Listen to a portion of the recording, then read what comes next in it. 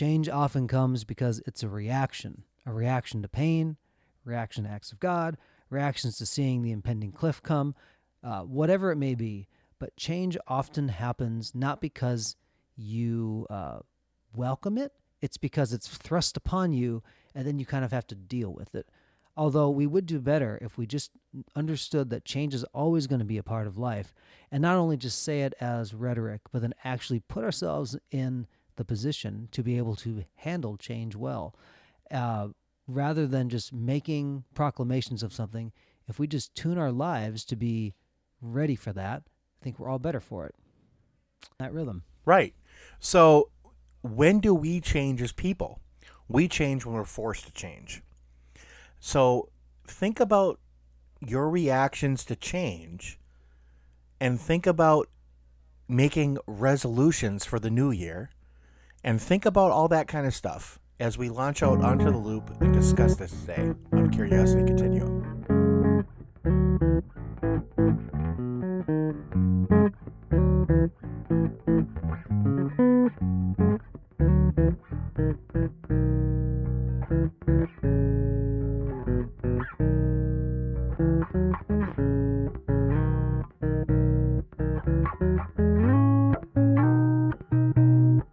Hey everybody, this is Josh. And this is Brian. Thank you for joining us today on Curiosity Continuum. For those of you tuning in for the first time, Curiosity Continuum is a podcast and movement started by two lifelong friends, happen to be Brian and myself. It's amazing how that worked out. Who want to spark your curiosity, help you integrate information, and enhance your everyday contextual awareness in a constantly changing world. We're going to do this by sharing our conversations with you that examine, explore, and reframe common practical topics. And if you want to receive updates when new content's available, be sure to hit subscribe on your favorite podcast app so you receive notifications. We appreciate you for listening and engaging with us and sharing your own curiosities with your friends and peers as we explore topics together. And as always, you guys can always find us on curiositycontinuum.com. From there, all of our social media accounts, and we thrive on your feedback. We really do. And we hope to start a conversation with you soon. Okay, so this episode is called No Year's Resolution. And, you know, we all have done the thing where, hey, in the new year, I'm going to go do these things. I'm going to go lose 10 pounds. I'm going to go and be a better person. Yes. You know, whatever that means. means. Do the thing. You know, whatever that means to you. This is why my gyms are really busy in January, and in February it just all empties out. I know it's kind of sad, but it's true. It's true. I mean, like I've talked to gym owners. They go, "Oh yeah, it gets stupid in January, maybe first part of February, and then it kind of all goes back to normal." Right. And what generally happens then too is that those places are making money on the people paying the membership fees that are never showing up to you. That you have to do that for part of your revenue model there when you do those things. The interesting thing, though, like Josh, you had talked about in the intro, is that a lot of change as human beings, we don't want it to change. No. We kind of want things to stay the same. Right. Even the people who say, like, I want change, the difference is that you have to just know that it's going to come. Right. And you can either be reactive to some things or you can choose to be proactive. And a lot of that is just kind of recalibrating something so you're always open to change. That sounds overly simplified, but it's true, though. You know, it does make a big difference. Right. And it is absolutely true. Like Brian says, you have to think about being open to change. So kind of like for how I do this in my everyday life, my job is a constantly changing dynamic work environment. I mean, that's what it is. So every day I go in, I do basically the same job, but it's always done. It's done in the same way, but it can always be done differently. We tweak here, we tweak there, we do this, we do that. But I have to realize that my self-worth as like an employee is not put on the everyday, how I get to the task. It's how I get to the, you know, when I start and when I end, I want to make sure that it's the same. But the stuff in the middle, that can all change. That's actually a good attitude to have because especially if you're doing anything goal-oriented or just enjoying the journey, you'll have to make adjustments. Right. And the people that you really want around, you know, I never heard anybody say this. You know, when everything's going right and everything is, all roses and everything like that. These are the people I can count on in my life. Right. I mean, just line them up around the block. But, when defecation has met the oscillator in your life and you need folk in your life to be able to call on, that list gets really short. And those are the folks you want to be able to call on to do that, because something maybe has been thrust upon you where, like, I need to deal with this now. I don't know how to. It requires a change on how you're doing your day, how you're reacting, all those different kinds of things. It's requiring something of you in the moment where you need the kind of like the lifeline for it.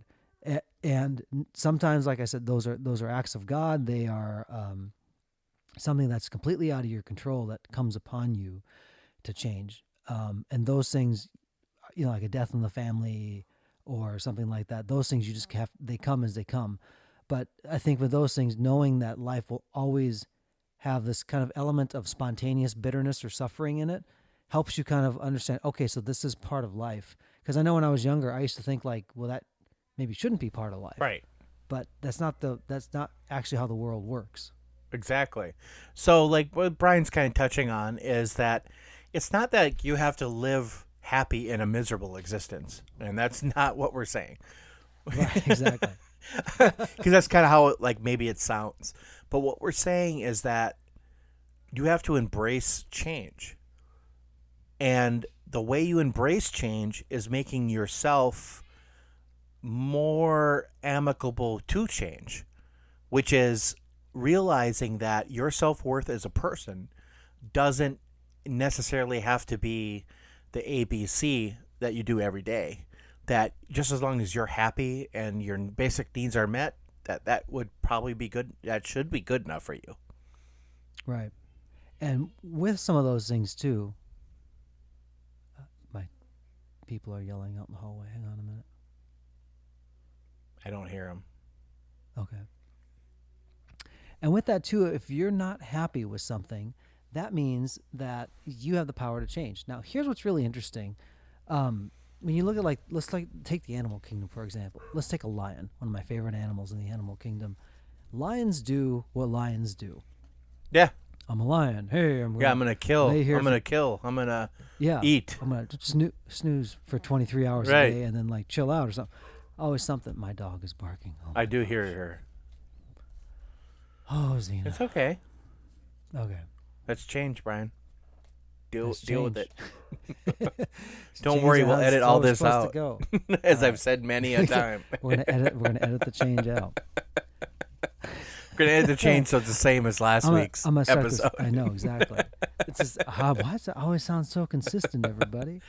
That's because I do a lot of editing. A lot of editing to make it sound slick and awesome, like we are. We may leave part of that in. Let me start over. Yep. After my dog has been edited out of the podcast. If you're not happy with something, I'll start back there. If you're not happy with something in your life, human beings have the power to change. For example, lions do what lions do. They kind of lay around for a long time in the day, and then they go hunt for meat, and then they might participate in other, young lion making at some point in that whole thing. And that's kind of like their life. That's what they do. That's how they survive, and that's how lions continue to go on this planet. Human being, and if a lion didn't want to do something, probably won't make a lion do a whole lot because it's a lion, right? But human beings actually have the power to act against their nature. It doesn't mean we have the choice. You have a choice, and there's a free will that's going on with that. So if you're in a career and you don't like it, you actually have the power to change it. Now you might say, I have circumstances that press against it. 100% legitimate, and don't want to downplay right. that and the importance of how that affects things. But you actually have a choice. You have a choice about how you look at it. You have a choice about what you actually do. Do I keep it the same? Do I do something else? And you could actually become that. Sting, the musician, actually comes up because he grew up and he had a heavy Geordie accent. And as he kind of got into music and other things like that, he actually taught himself to speak a little bit differently. So he's, sound a little bit more refined in his particular accent, which you go well, why would he do that? It's because he wanted to change how he spoke. He wanted to change that about himself. Is a lion going to go, oh, now I'm going to sound like I'm Scottish or British? It's no, a lion ain't going to do No. that. But human beings do.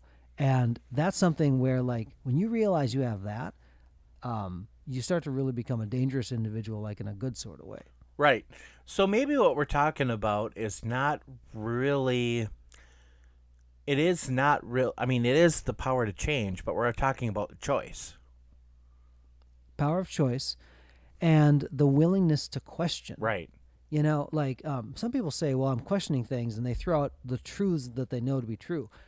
And that's not what we're saying. But because truth doesn't change into a falsehood just because you don't want to believe a truth anymore. It's kind of the nature of Right. There are absolute truths that Yes. happen no matter if you believe them or not. right. You can absolutely believe And time is one of them. yes, it Yep. is. Something that's going to happen to you. Right. But what's interesting is this: is that the nature of, just to riff on truth for a minute, you know, the nature of truth doesn't change just because you don't have all the facts. That's true. You know, And Like that's if, true. you know, it's like, well, so and so was a person and they lived and they died. It's like, okay, you know that to be true. Well, do you know what happened on this particular day? It's like, well, no. It's like, well, I don't know the facts. Then it's like, well, right, you don't know all the facts, but you can understand the truth. But in those things too, it's important to question, like, why do I believe that, or like if it doesn't violate the truth in those situations, like, well, why couldn't I do it another way? It actually makes you open to hearing another perspective on something.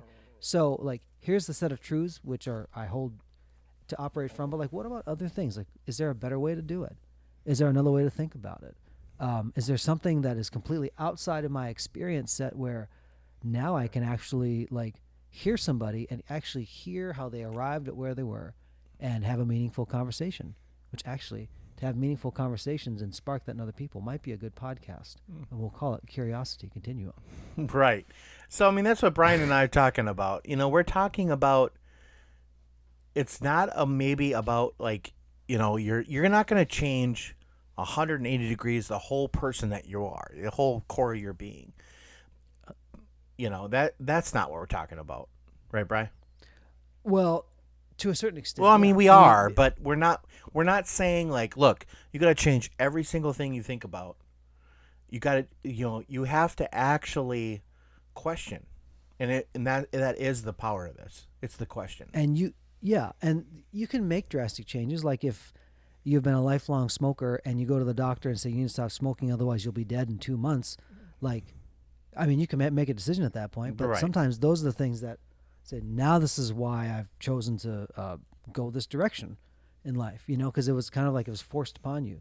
Or it's something where you can make little bitty changes, like, you know, I'm gonna cut out maybe the amount of desserts I have a week from like having one every night to having one 5 days a week, you know. And that sounds like, well, what did you actually do? It's like, well, you just took out 2 desserts in your diet, or, you know, little changes like that over the course of time Add up. with that, or Add up. they add up. And it's that tsunami of small changes that actually creates the big change in your life. So when people say like, well, how did you do this? I don't even know like how you could just achieve that. It's like, because they in a lot of ways, like, they earned it, but they didn't do it just because they made one big decision. They made a lot of small decisions that supported something along the Right. way. So I think what Brian and I are saying a little bit, just to kind of boil this down. I know there's a lot of, we kind of went back and forth a lot, but we're saying make those small changes. Even if it's just like, you know what, I'm not going to go out to Starbucks 2 days a week. If your goal is to save money or whatever, you know, and you're thinking like, oh wow, that's like $14 a week. That's not that much money. But you know what? It will be if you add it up over the whole course of the year. Yeah. Or it's like, you know, I need to call my mom at least once a month. And if you only talk to her Yeah, that's a good one every other month. That's a good one because I need to actually speak to my mom instead of just text her. So, Yeah, that's a good thing. Yeah. You know, those little things at that, and you don't need a big New Year's resolution to kind of reset everything. You're just kind of like chipping away at it over time, consistently. And, you know, then you find yourself in a completely different spot in life because you've made those little changes along the way, because you're open to not holding how you did something as kind of like the gospel truth. yeah, and But you were you want open to to see the iterate. result, right? Absolutely, you Yeah. do. Yep. So, what do you think, Josh? Is a good place to put a comma in the conversation here? Absolutely. All right. So until next time, this is And this is Brian Josh. for Curiosity Continuum.